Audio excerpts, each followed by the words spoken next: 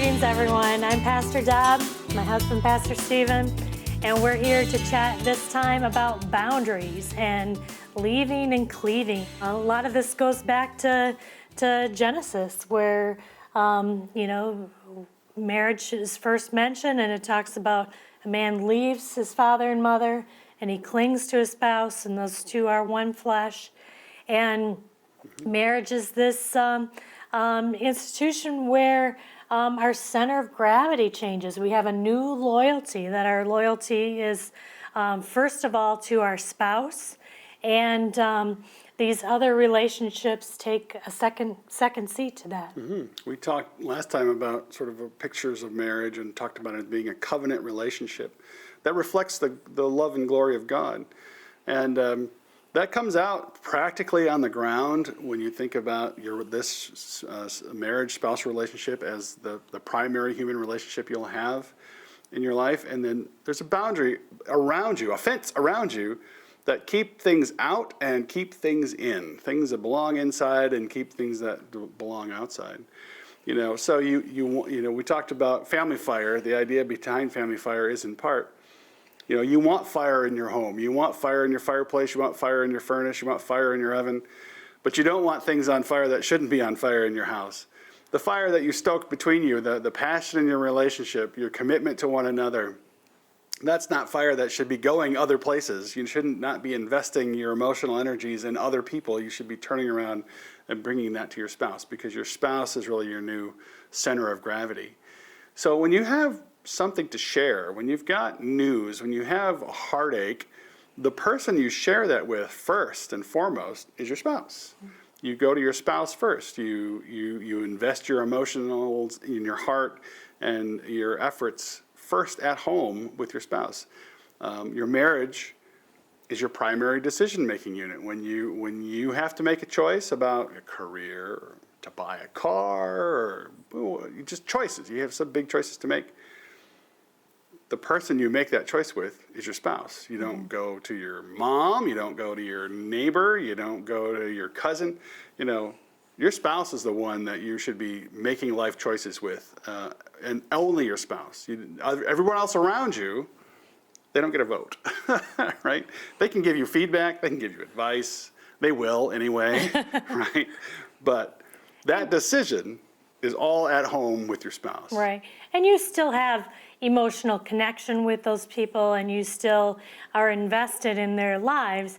This is just talking about where your primary center of gravity needs to be. And it's a big shift for parents as their children leave and get married. We've had 2 children leave and get married, and the relationship changes, that their spouse becomes that most important person in their life. And as parents, we're wanting to nurture the relationship between the two of them. We don't want to come between them and their spouse, so we're avoiding getting triangulated into any things that they're going. They're hanging wallpaper, and it's like, I'll step out and let you work out that little challenge. We'll come back in later. But we just want to make sure that we're not stepping into the middle of their conflict. We're allowing them to work those things out. And we want to make sure that we're honoring our spouse with our relationship with our parents, that we're not bringing in criticism that our parents are, saying negative things about our spouse. We're trying to make sure that we're keeping a united front with our spouse, that in whatever's going on, whether it's with our kids or with other people, that we're keeping a united front. We can discuss, behind closed doors where we want to stand on something, and we can discuss things, we can change our mind, but we want to have a united front when we're out in public, that we're honoring each other in those decisions. And even as we leave our parents, we're still respecting them, we're still caring for them.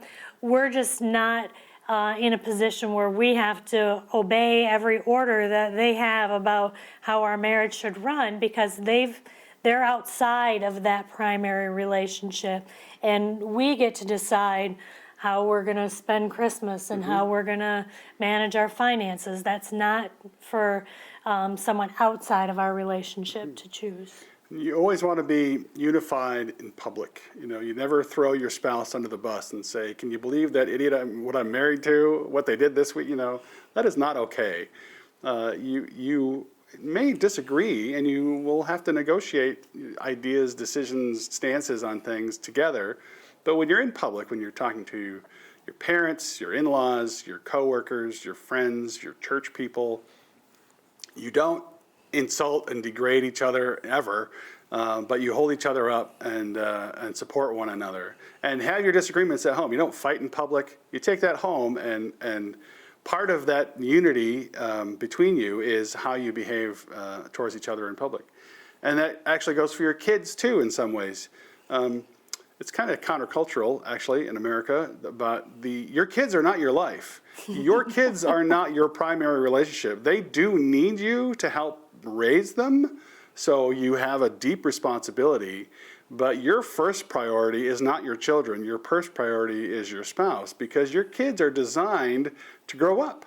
They're designed to grow up and leave at some point, to go out into the world and use the gifts that God has given them to glorify Him in their own way with their own spouse. And hopefully you'll still be married to your spouse, and you will continue to have this lifelong relationship.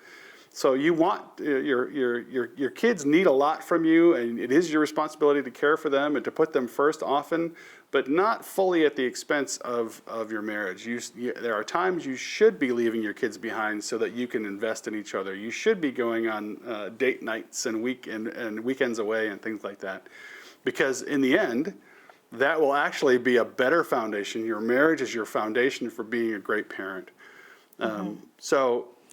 And I would say one relationship where that can be really challenged is in a blended family. For sure. Because the bonded relationship in a blended family is parent to child, and the husband and wife are still growing in their marriage bond. So sometimes those bonds can act like they're competing against one another, and it's important to honor those bonds and to work in ways that we're not competing against one another for affection, and we're allowing discipline to happen within the bonded relationship and not have that happen outside of a bonded relationship. So if that is a struggle in your relationship, I would encourage Smart Step Families by Ron Deal. He's a brilliant author on the subject, and he's got a lot of wisdom.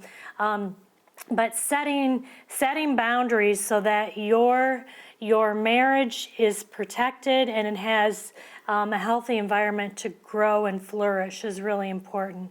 One of the boundaries is learning to protect your relationship, so you're having date night and time together, so your relationship has this healthy environment to be able to flourish. So we're guarding date time, regularly, and we're including times of celebration for anniversaries and things like that, so that we're honoring our commitment to each other, and it's part of how we cleave to one another. Yeah, cleaving together, living out your commitment. You want to protect and defend your relationship, your time together. You want to bring your best energy home and have that date time. That means you have to plan it, prioritize it, and say no to other things. You got to protect it from, other competing issues and demands. Like putting those phones away, right? Turning off the TV. Distractions. It's so nice to be able to have eye contact and be able to actually invest in each other, because we can be in the same room but not connected and not engaging with one another. We spend too much time in front of the TV, each of us with a computer and a phone, 6 screens in one space, and we really need to put it all away and talk to each other. Absolutely. So, figuring out what are things that you can do to cultivate and nourish your relationship nourish that cleaving to each other. Part of it is the listening that we talked about, hearing each other's hearts, so that you're, making time to have a meal together and engage in conversation, and having romance in your life where you're making time to be physical with one another, you're touching each other, you're connecting with one another, and sharing ideas, engaging intellectually, where you're, talking about what you're learning and growing, and what's happening in your work and in your experiences outside the home, and the spiritual connection of praying together is so important. It's just a chance to hear each other's hearts and to demonstrate for each other to take those things to God and lay those things at His feet. We talk about these as 4 gateways of intimacy, of emotional intimacy, physical intimacy, intellectual intimacy, and spiritual intimacy. Spending time together, doing things in those 4 areas so that you're building your relationship. And that means probably trying to set a schedule to some extent of daily, weekly, monthly, quarterly, yearly time to do some of those things. So like weekly or even daily. We talked earlier about our every day, share 3 things about your day and how you felt about it. And that's your minimum homework for every day. Every day you invest a little bit in this relationship by bringing whatever's going on in your world home and sharing it with your spouse and how you felt about it. So you've got a little time to reflect. But that also means you need 20 minutes or a half an hour to have that conversation. Maybe it's over dinner, maybe it's while you're cooking dinner or something, but find that time. Maybe it's before you go to bed at night, but take that time to invest in one another and to share some of that daily kind of investment. But then there should be weekly or monthly date time and activities, go for a hike, go for a walk. Just have fun together. Have fun, absolutely. And I think it's easy for your relationship to get pulled between the busyness of everyday life and the managing of conflicts and challenges, that sometimes we just forget to have fun. Like, go take your bike and go for a ride. Those are important things for being able to have fun together.